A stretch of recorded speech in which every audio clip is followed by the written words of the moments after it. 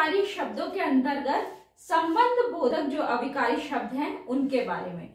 तो संबंध बोधक यानी कुछ संबंध बताने वाले शब्द, जैसे कि जब कोई संज्ञा हो या सर्वनाम शब्द हो किसी वाक्य में और वो वाक्य के अन्य शब्दों के बीच, ऐसे शब्द जो किसी संज्ञा और सर्वनाम और वाक्य के अन्य शब्दों के बीच एक संबंध स्थापित करते हैं, तो उनको शब्दों को क्या बोलते हैं? संबंध बोधक शब्द।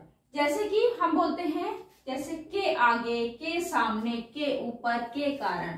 ठीक है, ये ऐसे शब्द हैं जो वाक्य में संज्ञा या सर्वनाम शब्दों का अन्य जो वाक्य के शब्द है उनके बीच में संबंध बताते हैं। जैसे मान लीजिए हमने बोला रमेश छत के ऊपर खड़ा है। ठीक है,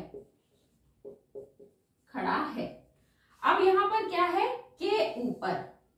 यहां पर ये जो है ये संज्ञा शब्द है, छत भी संज्ञा शब्द है और ये अन्य वाक्य के शब्द जैसे क्रिया है, तो इनके बीच में संबंध कौन स्थापित कर रहा है? ये जो के ऊपर है वो संबंध स्थापित कर रहा है। तो ये जो शब्द है उनको संबंध बोधक शब्द कहते हैं। ये संबंध बोधक शब्दों को आपको देख करके समझ में आ रहा होगा कि यहाँ पर एक ऐसा शब्द है जो बार बार हर एक शब्द के साथ आ रहा है। जैसे ये के, यानी कि ये जो के है वे इन शब्दों के आगे के शब्द का प्रयोग होता है। तो वे शब्द जो संज्ञा सर्वनाम के साथ मिल करके वाक्य के अन्य शब्दों के साथ संबंध बताएं, संबंध स्थापित करें, वो होते हैं संबंध बोधक शब्द। और इन्हें अविकारी शब्दों की श्रेणी में भी रखा जाता है। कैसे? चलिए, हमने यहाँ एग्जाम्पल लिया था कि रमेश छत के ऊपर खड़ा है। ठीक है, मान लीजिए ये तो रमेश तो एक पुल्लिंग है। अभी यहाँ स्त्रीलिंग हम ले लें कि राधा। ठीक है, अभी राधा छत के ऊपर खड़ी है। ठीक, क्या यहाँ पर के ऊपर में कोई विकार उत्पन्न हुआ? नहीं हुआ। मतलब कि हमने यहाँ लिंग भी बदल दिया तब भी के ऊपर में कोई विकार उत्पन्न नहीं हुआ। चलिए अब हम ले लेते हैं वचन।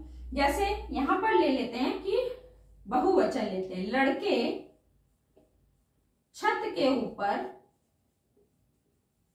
खड़े हैं। ठीक, यहाँ पर बहुवचन हो गया, यहाँ एक वचन था। क्या के ऊपर में कोई भी विकार उत्पन्न हुआ? क्या बदला ये के ऊपर? नहीं बदला। इसका मतलब कि ये वचन बदलने पर भी नहीं बदलता। अब हम ले लेते हैं काल। तो यहाँ पर कर लेते हैं लड़के छत के ऊपर खड़े थे। ठीक है, या खड़े होंगे, कुछ भी ले लीजिए, खड़े थे या खड़े होंगे। के ऊपर बदला? नहीं बदला। यानी कि लिंग, वचन और काल बदलने पर भी संबंध बोधक शब्द नहीं बदलते, अर्थात ये अविकारी शब्द होते हैं। तो चलिए अब हम कुछ एग्जाम्पल्स ले लेते हैं जिनके माध्यम से हम इसको और अच्छे से समझने का प्रयास करते हैं। पहला है कमरे के अंदर चोर बैठा था। ठीक है, तो यहाँ पर के अंदर, ये क्या है?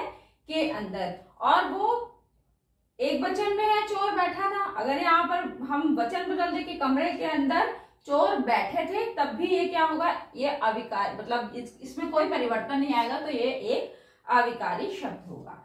ठीक, मेज के ऊपर बिल्लियां बैठी थी। यहाँ पर क्या है? के ऊपर।